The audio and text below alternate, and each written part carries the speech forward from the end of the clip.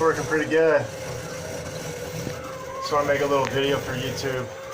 You know that axe-worthy ghost video that they have on there? Show everybody that it's not so hard to make. It's actually pretty easy. Let me shut this off for you guys and I'll give you a little rundown. Close this door here. Alright, so the axe-worthy ghost, it was an idea that I got off YouTube, and somebody wanted me to make it for a Halloween party.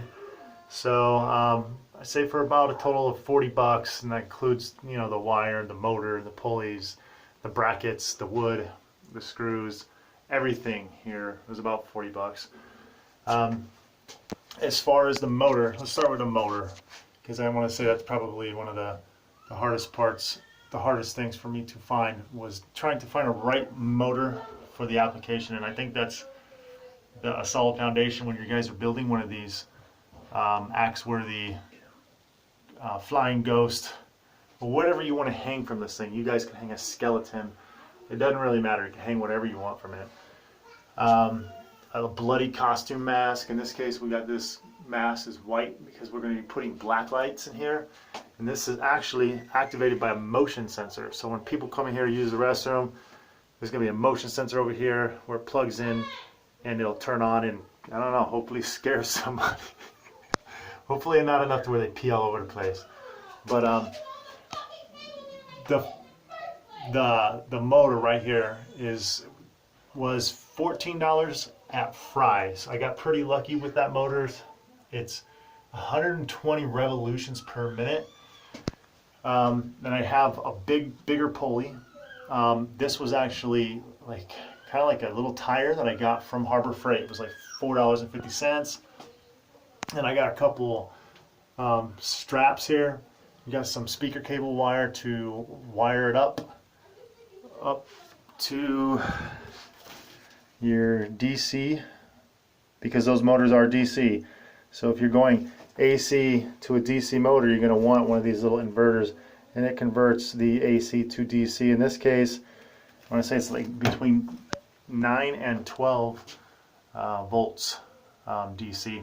Also, and I have it positive and negative, and those things are noted on the power pack. If you look here, it will just say right there the positive, where the positive is. And the motors also have an indicator when you're hooking this up to the top where the positive is. So you want to keep those together. Make sure you're running the right wire to the right place. Bracketry is pretty simple. You see I got it strapped here. Okay, screwed to the wood. Two more come down and give me the angle that I need to put a pulley. And this pulley is just a closet pulley. Really simple.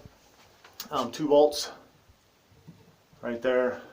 I just realized I'm filming this right side up with my camera, so I'm not going to redo the video. I think it's enough to get you guys where you need to be. So and obviously the pulleys come in packs of 2. So here's another pulley. These bolts are quarter 20 bolts.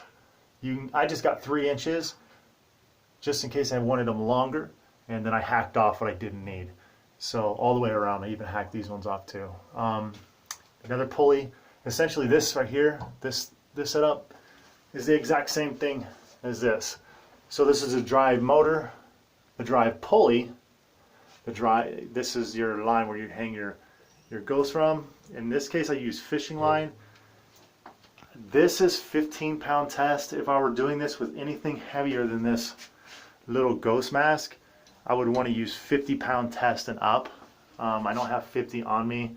I don't have the time to run out and buy it and come home and restring all this stuff again. So we're here with 15-pound test.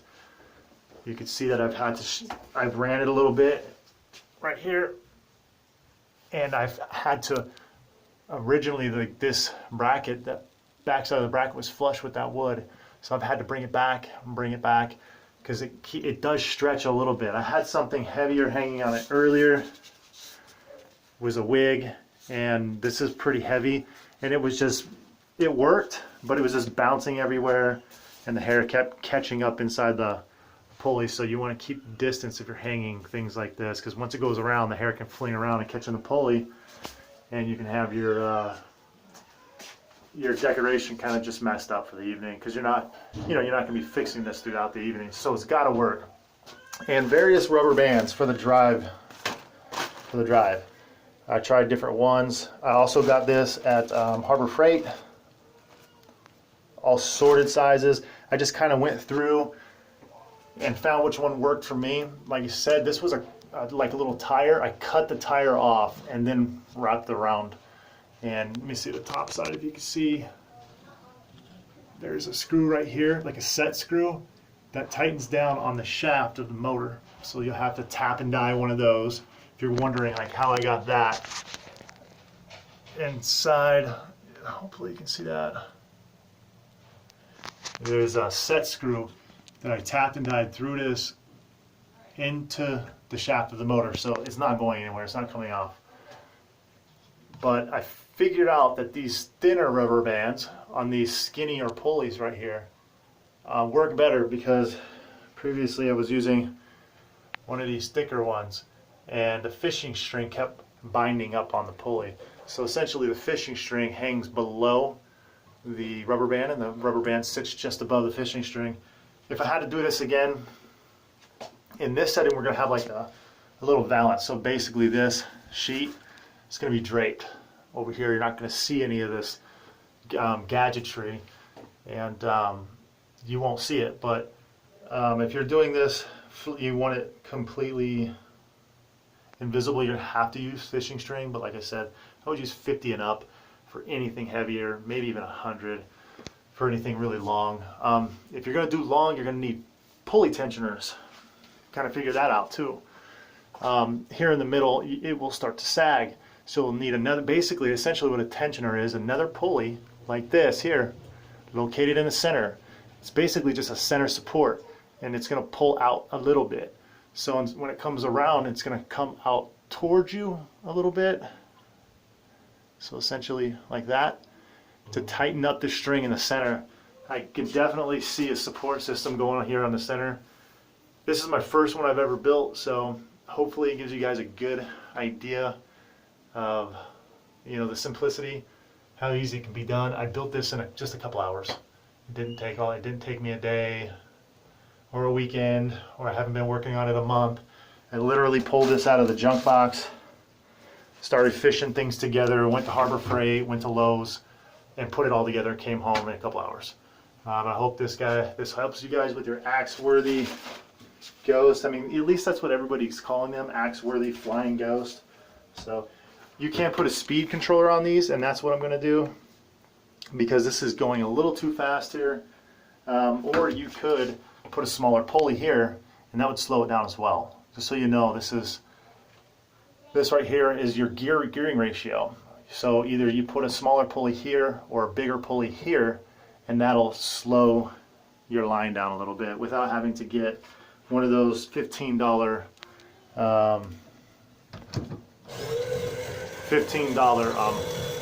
speed controllers. But I already have one, so it's not going to be an issue.